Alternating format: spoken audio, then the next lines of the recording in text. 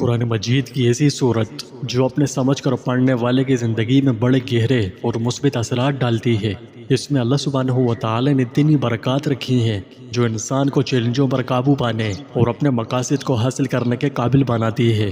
اس صورت کا نام انشراح ہے اور اسے علم نشرح یا سورہ شرح بھی کہتے ہیں۔ اس صورت میں حضور صلی اللہ علیہ وسلم پر اللہ تعالیٰ کی نعمتوں کا ذکر ہے۔ چنانچہ سب سے پہلے آپ پر اللہ کی 3 نعمتوں کا ذکر فرمایا گیا۔ ایک یہ کہ اللہ تعالیٰ نے آپ کے سینے کو علم و معرفت کے لیے کھول دیا۔ دوسرے، نبوت کا بوجھ اٹھانے کو آپ صلی اللہ علیہ وسلم کے لیے آسان کر دیا۔ تیسرے، اللہ تعالیٰ نے آپ رحمت للعالمین صلی اللہ علیہ وسلم کو ذکر کی بلندی سے نوازا ہے۔ اللہ تعالیٰ کی آپ پر یہ ایسی نوازش ہے کہ جس کا منظر آج پوری دنیا دیکھ رہی ہے۔ کیا مسلمان اور کیا کافر، کیا اپنے اور کیا بیگانے، ہر شخص آپ کی توصیف کو اپنے لیے ایک سعادت سمجھتا ہے۔ اس کے علاوہ اللہ تعالیٰ نے وعدہ فرمایا ہے کہ دعوت دین کے راستے میں جو دشواریاں اس وقت آپ کو درپیش ہیں تو اللہ تعالیٰ ان کو آسانیوں اور سہولتوں سے بدل دیں گے، اس لیے اس سے گھبرانا نہیں چاہیے۔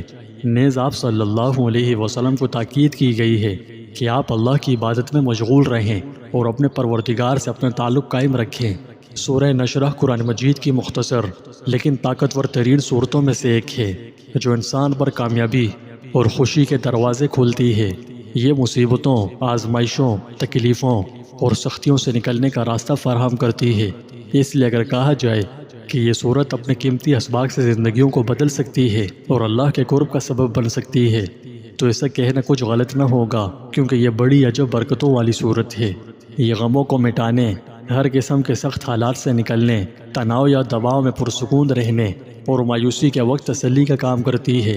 اس میں اہل ایمان کے لیے راحت کا سامان ہے۔ اس کے علاوہ مشکلات سے کیسے نمٹنا ہے، اللہ کا شکر گزار کیسے بننا ہے اور دنیا کی آزمائشوں میں کامیاب کیسے بننا ہے، اس بارے میں یہ صورت مکمل رہنمائی فراہم کرتی ہے۔ یہ سختی کے بعد آسانی کا وعدہ بھی کرتی ہے اور ہمیں اللہ تعالیٰ کے احسانات اور فضل کی بھی یاد دلاتی ہے۔ یہ صورت حکمتوں سے بھری ہوئی ہے۔ اس کی لازوال حکمت آپ کے وجود میں مثبتیت، سکون اور تبدیلی لا سکتی ہے، آپ کو کامیابی کی بلندیوں پر لے جا سکتی ہے۔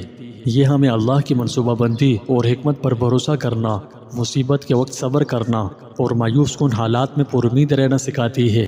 جسے اللہ پر توکل کی دولت حاصل ہو جائے، اسے دنیا کی ہر دولت عطا ہو گئی، پھر چاہے وہ بھوکا پیاسا اور غریب ہی کیوں نہ ہو۔ لیکن بات یہ بھی ہے کہ اللہ پر بھروسہ رکھنے والا کبھی بھوکا پیاسا نہیں رہتا، یعنی اللہ پاک اس کی بقائے زندگی کی ضروریات اسے کسی نہ کسی طرح، جسے عام اصطلاح میں پردہ غیب کہا جاتا ہے، پہنچا ہی دیتا ہے۔ قرآن و حدیث میں توکل علی اللہ کا بار بار حکم دیا گیا ہے۔ توکل کے معنی ہے اپنی عاجزی کا اظہار اور دوسرے پہ اعتماد و بھروسہ۔ جب انسان کسی کام کو کرنے سے عاجز ہوتا ہے یا اپنے اوپر بھروسہ نہیں ہوتا تو اپنی ذمہ داری کسی کے حوالے کر دیتا ہے، اسی کو وکیل بنانا کہتے ہیں۔ مقدمات میں قانونی مشگافیوں کے ساتھ اپنے مقدمے کو حل کرانے سے جب انسان عاجز ہوتا ہے تو وکیل کا سہارا لیتا ہے۔ یہی حال ایک بندے کامل کا اپنے مالک حقیقی کے ساتھ ہونا چاہیے کہ اس کے سامنے ہر معاملے میں اپنی عاجزی و انکساری کا اظہار کرے۔ بندوں کی عاجزی اللہ کو بہت پسند ہے، اس لیے کہ عاجز و لاچار ہونا ہی بندے کی اصل ہے۔ وہ اپنے ہر کام میں قادر و مطلق کی مشیت و قدرت کا محتاج ہے۔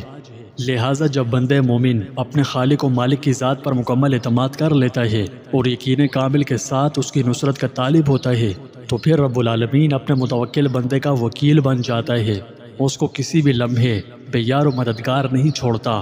اسی کو قرآن مجید میں یوں فرمایا، وَمَن يَتَوَكَّلْ عَلَى اللَّهِ فَهُوَ حَسْبُهُ، یعنی جس نے اللہ پر بھروسہ کیا تو اللہ اس کے لیے کافی ہے، پھر کوئی خوف اور غم نہیں، کوئی فکر اور تردد نہیں۔ توکل کے لیے یقین ضروری ہے اور اس کے ساتھ اپنی استطاعت کے مطابق اسباب و وسائل کا استعمال بھی ضروری ہے۔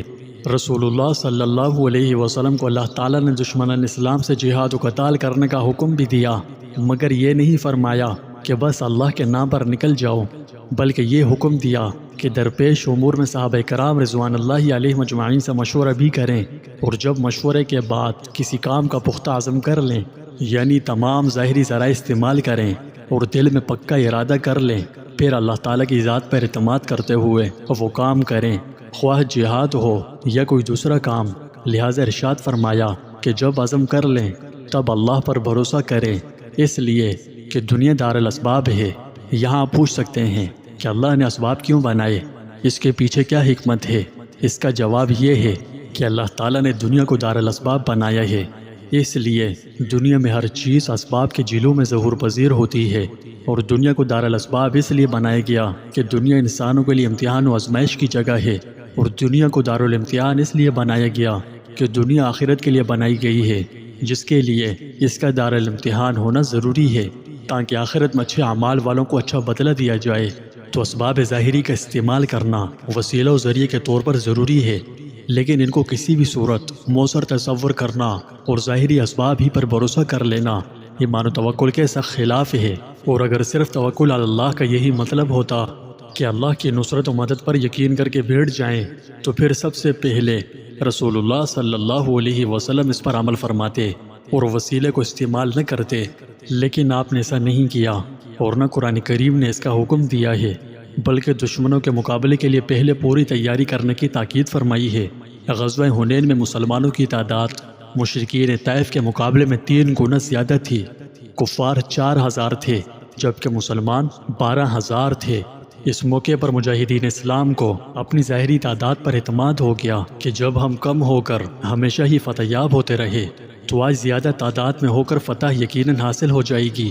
یہ تصور و خیال توکل و یقین کے منافی تھا، اس کی سزا فوراً دے دی گئی، اور جنگ ہوتے ہی مسلمانوں کے پاؤں اکھڑ گئے، حالانکہ نہ ان کے ایمان میں ضعف تھا، نہ اللہ کی ذات پر یقین و اعتماد میں شبہ تھا، بس اتنی سی بے احتیاطی ہو گئی تھی کہ تعداد کی کثرت کو فتح کا ذریعہ تصور کر لیا تھا۔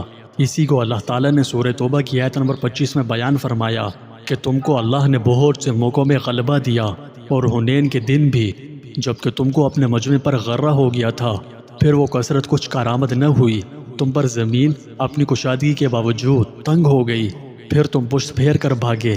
اسباب و آلات اور ذرائع و وسائل کا استعمال کرنا منشاء شریعت اور حکم الہی ہے۔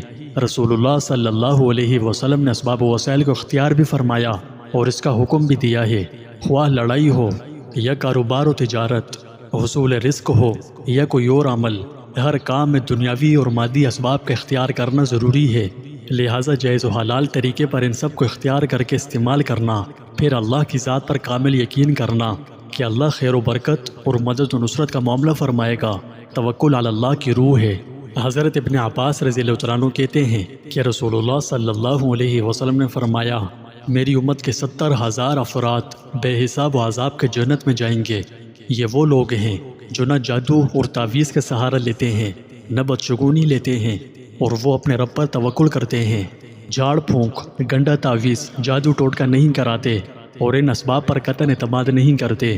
یہی اولیاء اللہ اور متوکلین کاملین کی شان ہے۔ اگرچہ آیات قرآنیہ سے علاج و معالجہ جائز ہے اور اس کا ثبوت بھی موجود ہے، مگر یہ عام لوگوں کے لیے ہے۔